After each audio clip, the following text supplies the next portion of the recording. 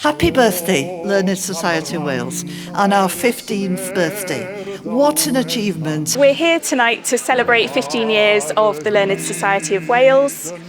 We want to celebrate what we've achieved so far in our short 15 years.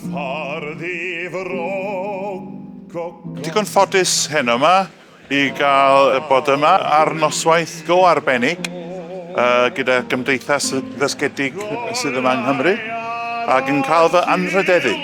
Teimlo yn arbennig iawn I gael yr anrhydedd. We're here tonight to be in partnership with the stakeholders here in Wales and to celebrate the Learned Society of Wales and to think about what the future can be. Wales has been able to celebrate not only what it's done, but what it's doing and looking in such a positive way to the future. I'm a long-term supporter of the Learned Society. What you really get out of people in the Learned Society is explanation.